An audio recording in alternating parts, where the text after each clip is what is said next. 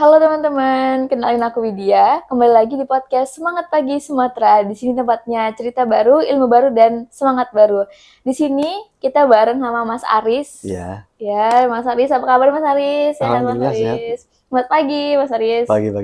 Oke, untuk topik podcast hari ini kayaknya kita akan membahas tentang topik yang cukup trending ya Mas, masih hot ya sampai sekarang, Hmm, apalagi di kalangan Gen Z kayak Widya nih Mas, iya. yaitu overthinking. Oke, Nah, oke, overthinking.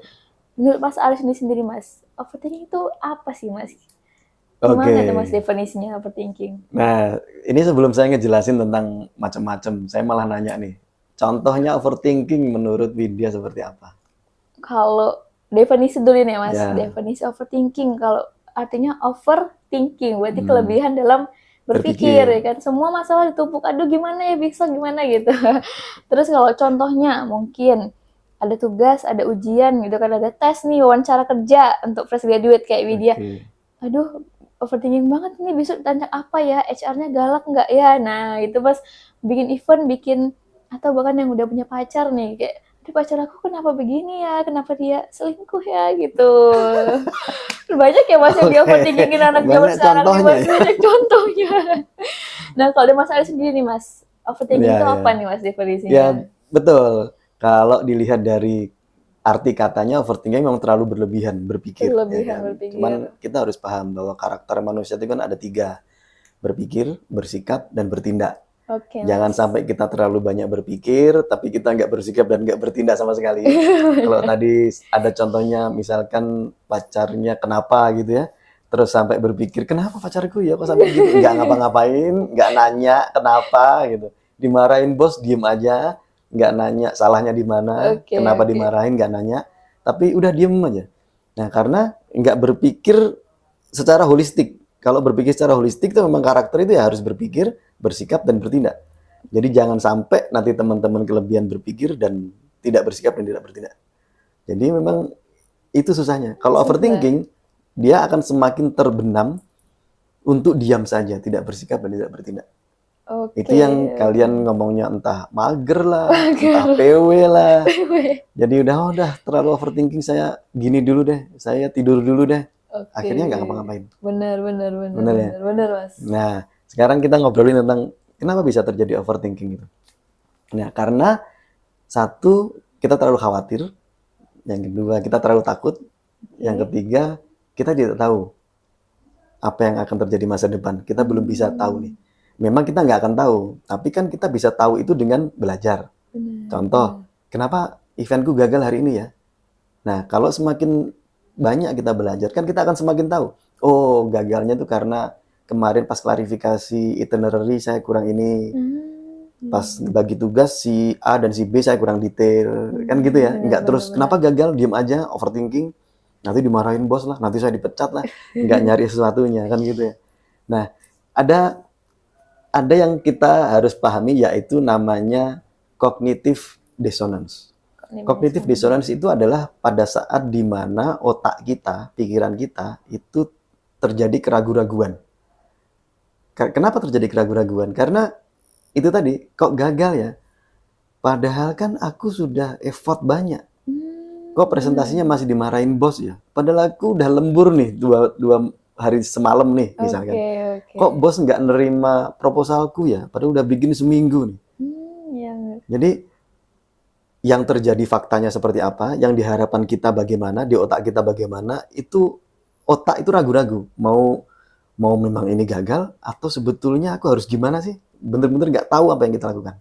oke, oke. Nah, setelah kebingungan itu terjadi, kita semakin terbenam karena banyak berpikir overthinking tadi, kita masuk ke fase self-verification. Self-verification ini kita ngelihat diri kita seolah-olah seharusnya saya nggak gagal nih. Seharusnya nggak dimarahin nih. I don't deserve that gitu. Oke. Aku tuh nggak pantas seharusnya dimarahin gitu. Padahal emang udah dimarahin. Iya. Tapi diharapkan di otak dia masih, aku nggak pantas dimarahin. Padahal udah gitu. Denial gitu ya, Iya, Mas. denial. Memang denial ini salah satu hal yang paling bahaya.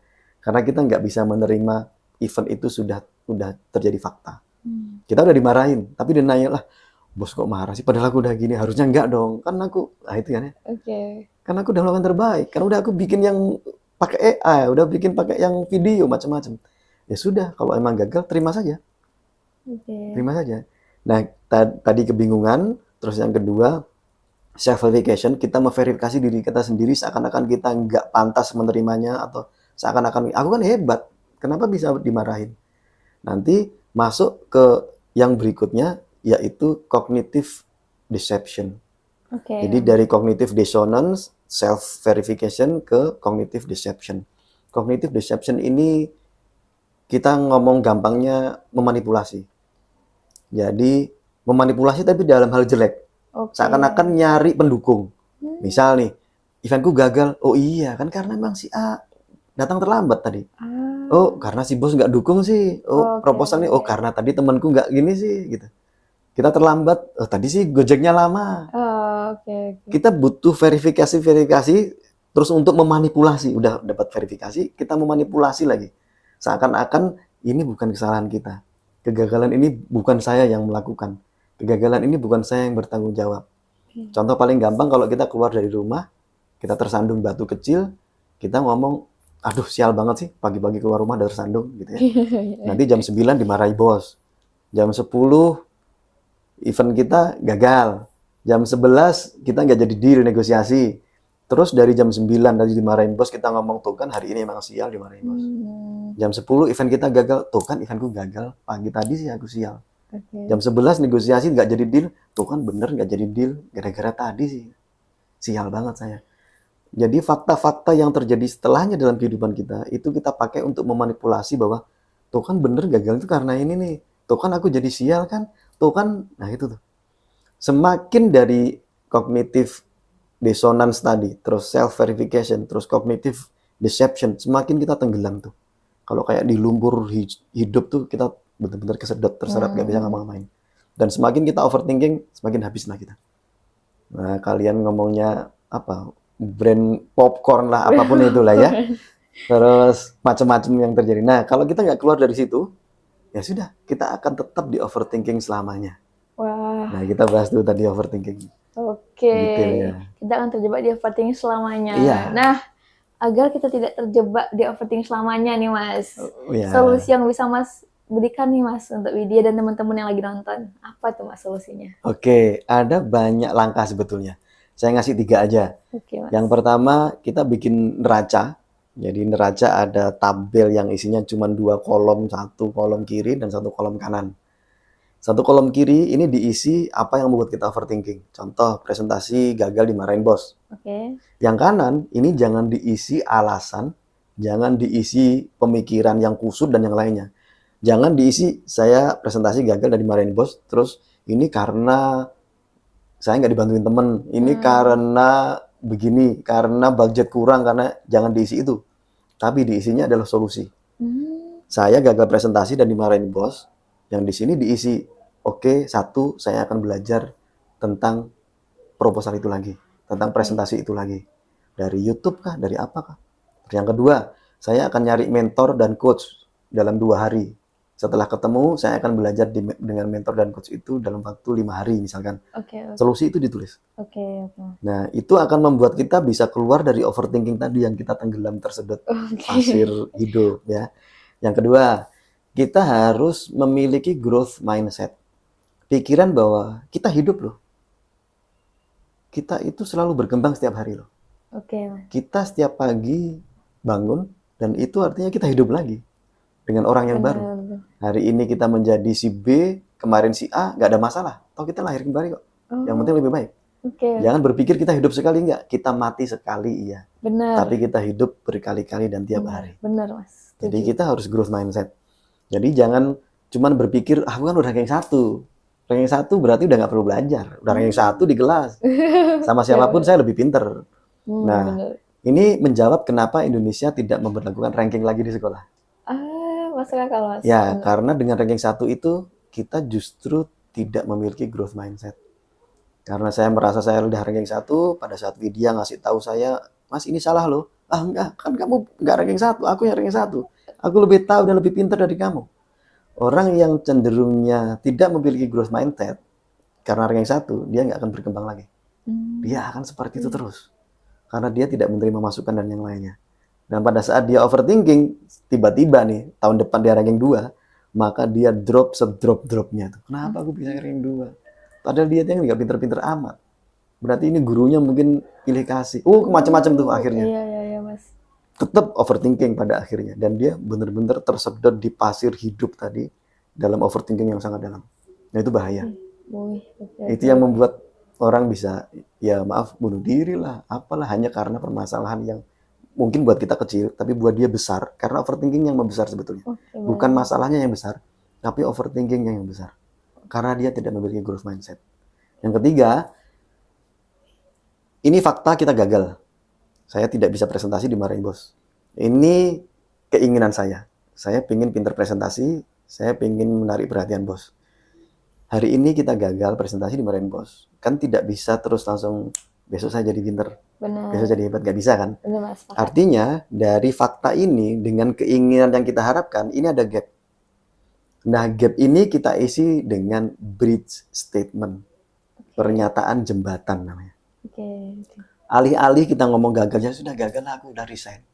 Atau ya memang bosku pilih kasih. Atau aku gagal ini kan karena nggak didukung sama orang finance, budgetnya dikurangin. Atau yang lain lah, nyari-nyari alasan. Daripada ngomong kayak gitu, mendingan iya sih, saya gagal hari ini. Tapi aku harus belajar. Karena kegagalanku itu karena pas presentasi masalah ini. Saya pengen belajar untuk materi ini. Saya pengen nyari mentor supaya bisa ngajarin saya dalam hal ini. Saya harus nyari coach supaya bisa ngajarin saya dalam hal ini. Ngelatih saya untuk itu. Nah itulah bridging statement. Saya belajar sehari tambahan 3 halaman. Baca buku seminggu bisa 10 halaman. Itu bridging statement. Karena dari fakta yang sekarang ke harapan yang kita inginkan itu memang ada gap. Nah itu tiga hal tadi. Tidak harus 3 hal ini, masih banyak alternatif. Kalau di hipnoterapis saya juga bisa melakukan tension release exercise misalkan. Tapi kita abaikan yang itu dulu lah, terlalu sulit ya. Tapi 3 hal ini yang bisa kita lakukan. Bikin neraca, overthinking, solusinya apa? Terus kita harus punya growth mindset. Kita hidup setiap hari, setiap pagi kita dilahirkan kembali, harus berkembang dan bertumbuh. Dan yang ketiga kita harus punya bridge statement, pernyataan untuk menjembatani tadi. Makasih Mas Haris. Tadi kita udah bahas tentang apa itu overthinking gitu ya Mas, definisinya, terus juga belajar tentang bagaimana solusi yang bisa kita lakukan untuk mengatasi overthinking itu sendiri. Sungguh banyak sekali Mas ilmu yang dia dapat untuk sore ini. Dan terima kasih Mas Haris. Sama-sama. Udah mengajari video banyak sekali, bahkan istilah-istilah baru yang ini apa yang belum pernah video dengar sebelumnya. Terima kasih teman-teman yang udah nonton podcast Semangat Pagi ini. Terima kasih juga Mas Haris. Semoga bermanfaat bagi teman-teman dan kita semua. Assalamualaikum warahmatullahi wabarakatuh.